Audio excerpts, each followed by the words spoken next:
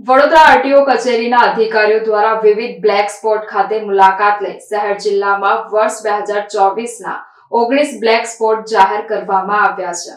વર્ષ 2022 થી 2024 એટલે કે 3 વર્ષમાં શહેરમાં અકોટા બ્રિજ પર 5 અકસ્માતમાં 7ના મોત, ફતેગંજ અને પંડ્યા બ્રિજ વચ્ચે 6 અકસ્માતમાં 3ના મોત અને ડભોઈ શ્રી વે જંકશન પર 8 અકસ્માતમાં 6ના મૃત્યુ થયા છે, જેથી તેને બ્લેક સ્પોટ તરીકે જાહેર કરાયા છે। શહેર જિલ્લાના 19 બ્લેક સ્પોટ પર છેલ્લા 6 માસમાં 45 અકસ્માત સર્જાયા છે અને તેમાં 30 લોકોના મોત થયા છે, જેમાંના મોટા ભાગના બ્લેક સ્પોટ નેશનલ હાઈવે પરના છે। શહેરમાં કોટા બ્રિજ, ફતેગંજ અને પંડ્યા બ્રિજની વચ્ચે અને ડભોઈ શ્રી વે જંકશનને બ્લેક સ્પોટ તરીકે જાહેર કરવામાં આવ્યું છે। આ 3 સ્થળોને રોડ અને ફ્લાયઓવર પ્રકારના બ્લેક સ્પોટ જાહેર કરાયા છે। તે સાથે બીજા NH48 પાસેના અન્ય 5 સ્થળ છે, જ્યારે જિલ્લામાં પણ આ રીતે 13 જેટલા બ્લેક સ્પોટ શોધી જાહેર કરાયા છે। ઉલ્લેખનીય છે કે શહેરમાં અવારનવાર અકસ્માતની ઘટના બનતી હોય છે। આ અકસ્માત વાળા સ્થળોને શોધી તેને બ્લેક સ્પોટ તરીકે જાહેર કરાતા હોય છે। તાજેતરમાં શહેરમાં અનેક અકસ્માતના બનાવો સામે આવ્યા છે, લોકોએ પોતાનો જીવ ગુમાવ્યા છે।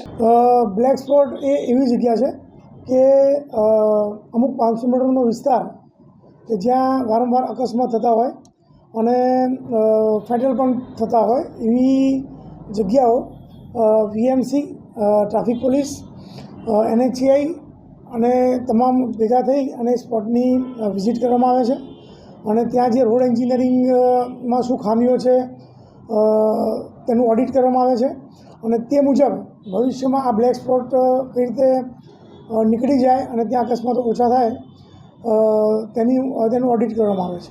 સાહેબ, ખાસ કરીને કુલ 19 સ્પોટ છે, કયા કયા મેઇન સ્પોટ છે? મેઇન સ્પોટમાં જે જાંબુઆ નેરો બ્રિજ છે એ છે, પછી APMC માર્કેટ છે, એરફોર્સ બ્રિજ છે, કપુરાઈ ચોકડી છે, દેણા ચોકડી છે અને સિટીની અંદર પણ 4 જગ્યા એવી છે જે બ્લેક સ્પોટમાં આવી ગઈ છે, જ્યાં વારંવાર અકસ્માતો થાય છે અને ફેટલ પણ થાય છે। એમાં એક જગ્યા છે ડભોઈ 3 રસ્તા અને બીજી છે અકોટા જે સોલાર બ્રિજ છે, અકોટા બ્રિજ, પછી એક રાજવી ટાવર છે અને ફતેગંજ પંડ્યા બ્રિજની વચ્ચેનો જે ભાગ છે। આ બધા જગ્યાઓએ અકસ્માતો છેલ્લા વર્ષમાં થોડા વધ્યા છે અને ક્યાંક ક્યાંક ફેટલ પણ થયા છે, એટલે એને પણ બ્લેક સ્પોટમાં સમાવેશ કરવામાં આવ્યો છે અને અમારા ડીસીપી જ્યોતિ પટેલ સાહેબ દ્વારા હાઈવે ઓથોરિટીના અધિકારીઓને બોલાવી અને જે તે જગ્યાનું ઓડિટ પણ કરવામાં આવ્યું છે અને રોડ એન્જિનિયરિંગમાં સુધારો વધારો કરવા માટે વીએમસી તેમજ NHCIને જરૂરી સૂચનો કરવામાં આવ્યા છે। સાહેબ, એને કઈ રીતે સમાવી લેવામાં આવશે? કારણ કે ત્યાં જ અકસ્માત થાય છે અને એને બ્લેક સ્પોટ નક્કી કર્યો છે, તો પછી ત્યાં કોઈ કામગીરી એવી કરવામાં આવશે કે જેથી ત્યાં આ બનાવ ના બને? હા, જેમ કે